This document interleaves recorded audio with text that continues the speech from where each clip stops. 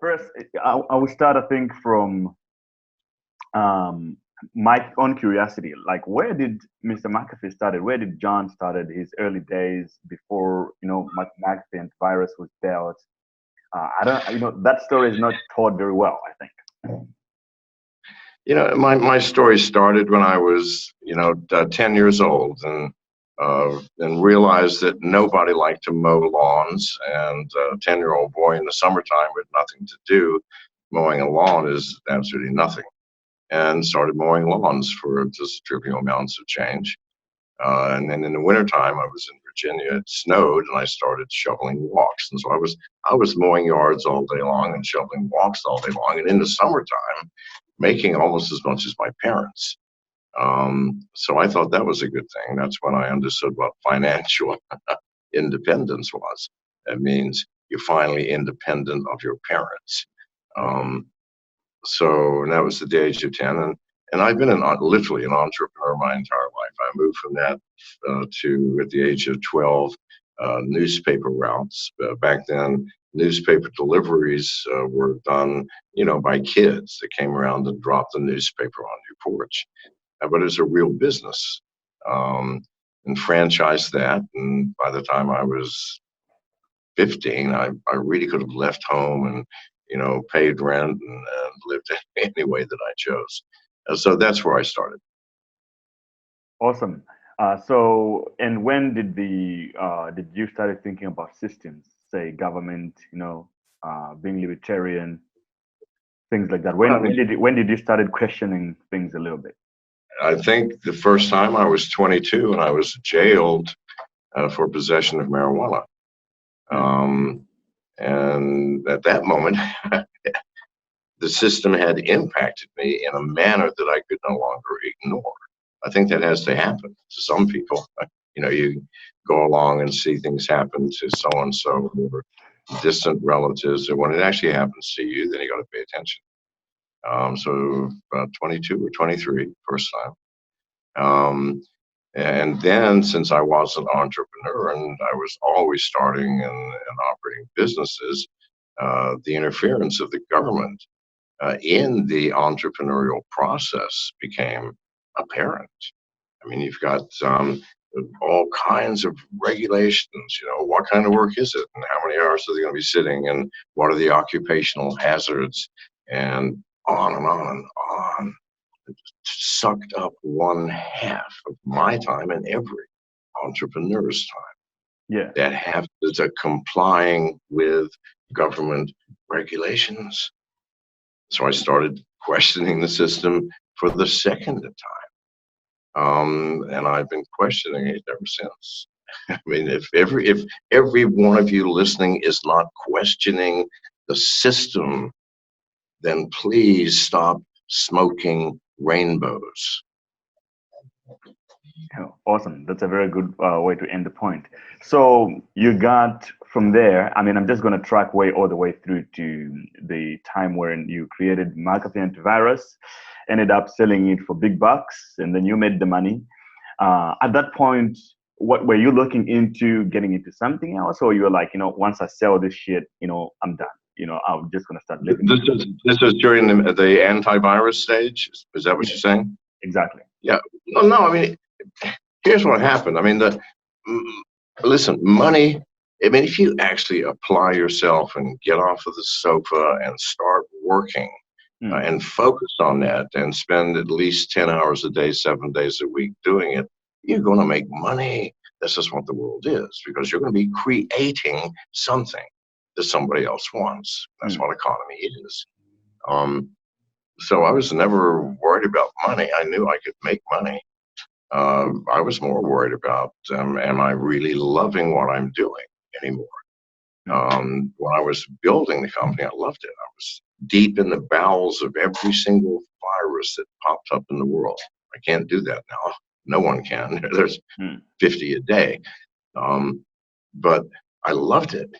When dealing with developers and the programmers and the engineers, fuck yes, that was spectacular. But then suddenly I'm a huge success. I've got thousands of people working for me, and all of my time is spent with board of directors meetings, personnel issues, finance issues. I was not having fun, so I just walked away. And that's not the first time I've walked away, by the way. I've walked away from business frequently. Yeah. Did you walk out? Did you walk away from MGT as well, or you? Well, I did. I mean, okay. Here's why MGT. They were at the time one of the top 10 largest Bitcoin miners in the world, and the position was open as the chief executive officer, and I just took it because I wanted to know. So, what is this fucking business? And what are the economies? And very quickly it became clear that a person with an IQ of 12 could run a Bitcoin mining business. I mean, because it's based on the most trivial of formulas. It involves cost of electricity, temperature, hash rate, and it's a simple fucking formula, and difficulty rate. To throw these things together, how often can you do that every day? I mean, it's ridiculous. So, but anyway, so when I learned everything, who the suppliers were, and who my competitors were, and what the economies were, and where Bitcoin might actually be going, I go, well, okay, thank you. Yeah, I walked away. Right. So we moved from that. You saw the company, and then you went, and you spent some time, obviously, doing other things, and you ended up in Belize, and then you ended up moving out from there. I mean, before we even get into a little bit of the drama of what happened there, which is important, I think will become relevant to when it comes to blockchain. But when you started living in Belize, at that point, what was your goal? What were you trying to do? I was trying, Jesus, when I moved to Belize, I was in my mid-60s. All right. Yeah. No, early 60s. I worked hard my whole life, and I tried to retire a whole bunch of times, but it was impossible. As soon as I retired, within 2 weeks I'd started a new business, and so I just wanted to relax, sit on the shore of some beautiful ocean, which is Belize has, with a fantastic offshore reef and white sand, and have my lounge chair and swimming pool, with all which I had down there, that I would then be happy. Not asking for super yachts all over the world. I used to have more mansions on this planet simultaneously than any man on earth, for no fucking reason other than I could. I didn't want that either. I just wanted a very simple, quiet life. It seems I can't do that either. Within 3 months, I'm involved in politics of police. I mean, it's fucked up. Talk about corruption in America. Well, corruption in police is like over the fucking top. Yeah. And then 4.5 years later, I'm on the run from the government, with every single soldier in their armed forces looking for me with my photo in their pocket. That's what happened. All right. Now, the events leading up to that were bizarre, unbelievable, things that you couldn't believe would happen in real life, and would have difficulty believing in a made-up movie. Yet those things happened over a period of years, which culminated in me being on the run, allegedly for the murder of my neighbor, who I barely talked to and had no quarrel with. But I don't know, I've learned a lot about the system there, my friend. I mean, we talk about. Look, you come from. I come from, a third world country, so to some level, I can relate to what was happening there. It's yes. Kind of So in any case, so I'm unable to stay out of business. So I'm unable to stay out of social issues because I'm part of this society, and I have children and grandchildren that I want to have a better world for. End of story. No, I can't give that fight up. Can't give the business up. So retiring is not in my future, and I'm no different now than I was when I was that 10-year-old boy calculating how to be productive and get ahead. Right. So one of the questions that came through was that, so when you went to when you sold your company in the movie, in your documentary that is online, they say, well, you lost all your money. So one of the guys asked if you bought Bitcoin with all that money and reported losing the money. No, absolutely not. I mean, first of all, you have to go back many years to get that quote, and that was from the New York Times, and I set that entire thing up. I've been sued over 200 times, and spent tens of millions of dollars fighting lawsuits because my name is associated with the company. Someone trips and falls on my property. Oh, that's John McAfee's property. Oh, fuck, you can get $1 million from him. This is my fucking life. So I actually set this whole thing up to tell the New York Times I'd lost everything. And everybody close to me knew that at that very time that the story came out, I owned houses, 2 houses in Hawaii, and these aren't small things; these are fucking mansions. In Port Isabel, Texas, in Ecuador, in New Mexico, in Arizona, in Colorado, fucking mansions, some of which I never went to. This is my financial state when I had that New York Times story written. So no, I'm not saying anything to anybody about what I'm worth, how I make my money, or how I invest my money, or at the very least, what I do with it. So yeah. I can't help you there. Right. So I think let's get back to the actual subject that I really wanted to cover with you. But first, if someone was listening to this interview 100 years from now, what would you tell them to understand the state of the world or the state of life in 2019? How would what would be the question? Okay, if someone was listening to this interview 100 years from now, how would you give them a summary or an overview of what life was like in 2019? How would I describe it? I would say we were a society of deluded people that had lost touch with nature and the reality around them, who were living off of spoon-fed propaganda from governments and regulatory bodies and from financial institutions, and that we were, in fact, in a horrific state of spiritual, mental, and even physical slavery. How the physical? What is the average wage earner's life like? You wake up in the morning early, you have breakfast, kiss your spouse and family goodbye, commute to work in a windowless, airless office, come home, do the same thing over and over again, 5 days a week for 40 fucking years.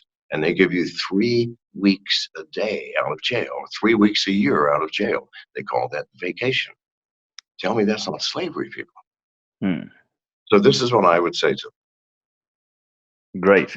And when you talk about freedom or liberty, what a lot of people are, they kind of against the libertarian views or way of life, because they say that, well, look, for society to be where we are right now and to live in a manner that we can respect each other, we need a government.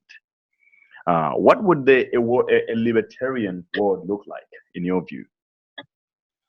I mean, the pure libertarian world, which is a minimalistic government, a government that merely serves purposes like building roads, so we're creating a standing army, and laws that only relate to the following.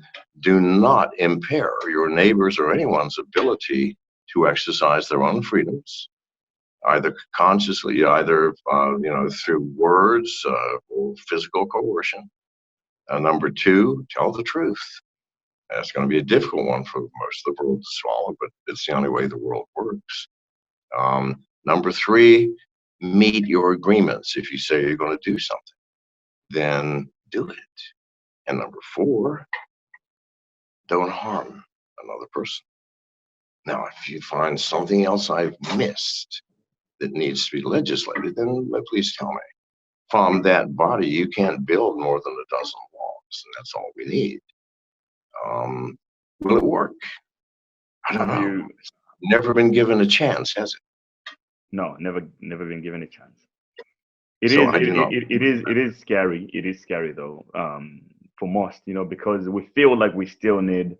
I agree with you to some level, but I think if you look in most cases, right, where big decisions has to be made, most people do not like to take control of their own life and make their own decisions. Probably that's why we ended up in this whole slavery called job situation, right?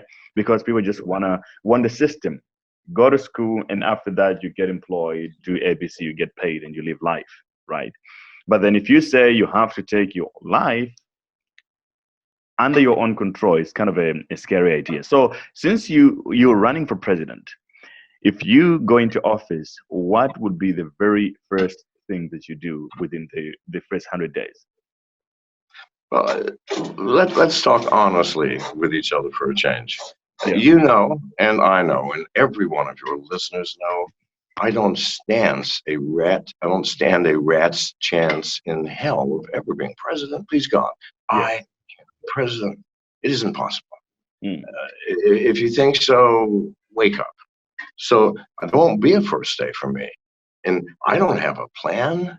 And if someone says they do have a plan, they're either lying to you or they're lying to themselves, because we don't know. The only people who know the truth of our world is our covert agencies, the CIA, the NSA, the FBI, and our military intelligence. These are the people who control America. Personalities don't matter. Who cares who's president? Because whoever it is, they sit in that chair and they're surrounded by people who say, Mr. President or Mrs. President, we're here to advise you. And this is the reality. You're here for only 4 years, and it would take us 8 years to train you. So you're going to have to rely on us. And Mr. President, there are certain things that you don't have a need to know. And we know because we are controlling the natural interest. And so we're not going to tell you most of the things you want to know. But you must believe that when we tell you to do something, it's the right thing. That's what fucking happens. Do you care what puppet sits in that chair? Please, God. No. Let's forget the chair, forget Congress, forget the entire structure, go back to the Constitution and kick out the corrupt bastards that have taken control of our nation. So, John, this is what bothers me, right? You mentioned the agencies that are in control of government whatsoever. The thing that bothers me is, the CIA or the FBI is an agency, is a government, some of them are government agencies, some of them are private institutions.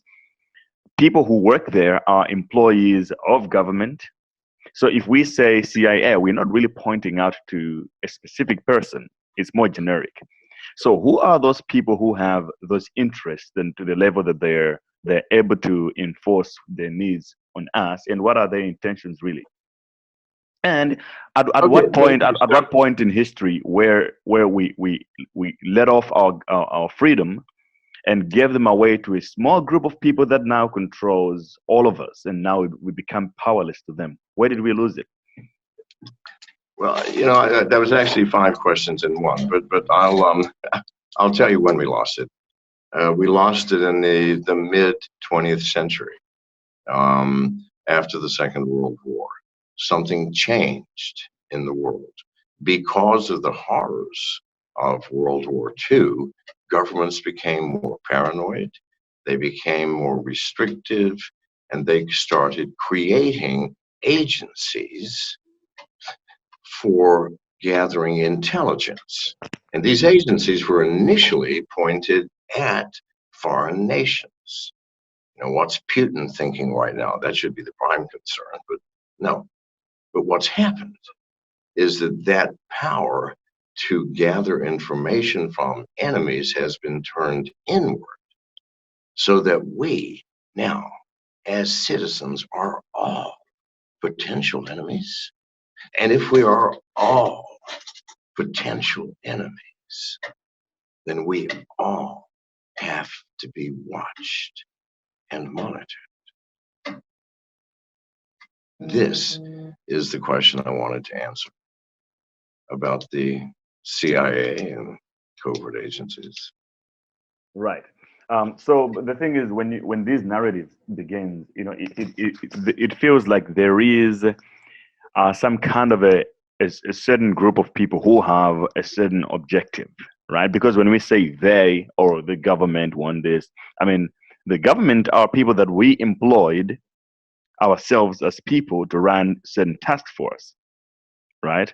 So what can be done now at this point? Because voting and all those things don't work anymore, right? Like you say, the agencies control the puppets. So what can be done for people to take control of their own life? Is it a political solution? What are the viable solutions that you can think of? No, I mean, it's the least political of all solutions. So take control of your own life. It's to first and foremost see yourself as you really are, not as the person you're trying to be or that you want to be. Not to look like this or act like that, but to who the fuck are you? Be by yourself for a few days and see what happens, because there's no one to entertain you but you, and parts of you might come out. So who are you first? Because if you don't know who you are, you can't change it. How the fuck can you fix what you cannot see? Step one. Step number two is to accept the limitations of your choices, your actions, your capabilities, because we are, believe me, almost meaningless, like ants on a loaf of bread, as humans on this planet. All this arrogance that we feel or see about we're responsible for global warming, we're responsible. No, the earth will shrug us off like a flea at the tiniest notice. I mean, this planet has been around for billions of years. Humans have been here for what? An infinitely small fraction of the time that life has been here. How I got to this point in this question, I don't have a fucking clue, but I'm clearly on a tangent. You would like to repeat the original question, I'd be happy to answer it properly. I think you give the answer right there within what you said. Someone will be able to pick something from it. But let's jump sections into Bitcoin. What got you interested in it, and also it seems like it's kind of a semi-solution to the problems that we have of massive control, right? Because now we can have control of our own money, which is a monopoly that government has always had in the last, say, 80 years or maybe 100 years. Now, Yes. with something like Bitcoin, there's a lot of politics happening. And when you ask the generic person out there, they will tell you that, hey, the threat to Bitcoin is government regulation. So what do you think now is going to happen in the world of Bitcoin when governments are coming too hard on it? Well, what's going to happen is what is happening if you just look around you. I mean, it started 2 years ago when China suddenly and authoritatively shut down every exchange in China. In India, Parliament, yelling over we should criminalize the possession of any cryptocurrency, the possession, its use, its sale, have a wallet for it. So it's happening, people. I mean, just look around you. But this is just the very beginning. Shake hands with your enemy sort of happening. The real shit is coming soon. And first of all, let's ask why it's coming. It's coming because governments are terrified. Privacy coins and distributed exchanges destroy a government's ability to collect income taxes because they can't find out where anyone gets their money. This is a terrifying thought. Not having the dollar or the yen or the euro as your leverage in forcing the population to do what you want the population to do. So governments are scared. And there are a few of us on the other side, on the side of the individual, that part of you, which is a nation state within itself. It's what you know more than anything else. This individuality, this sovereign human being, to me, is the important point. Not the system that we structure around it, which burdens the individual beyond being creative and joyful. No, I'm talking about making the individual the end receiver of all the joy and benefits and goods of society. And that's what cryptocurrency gives. So there are a few of us on that side, me and Javert, perhaps. He can't go to America either. And a few, we're just standing up here and saying, this is the truth, people. You know, you have a choice to make here, today. Are you going to give into governments and give into fear and abandon crypto or not check into it? Or are you going to take your finances and therefore your life into your own hands? Now, doing that is taking a risk. Is it a big one? No. No more risk than smoking weed in America today, where it's illegal in half the states, and yet it's being smoked and has been ever since it became illegal 75 years ago. It's that kind of risk. If you can take that kind of risk, I promise you, you can take this kind of risk. And I'm afraid I have to go. I run out of time. No, okay. John, I appreciate it so much. I could go on and on, but this was great. Awesome. Thank you, sir. Bye.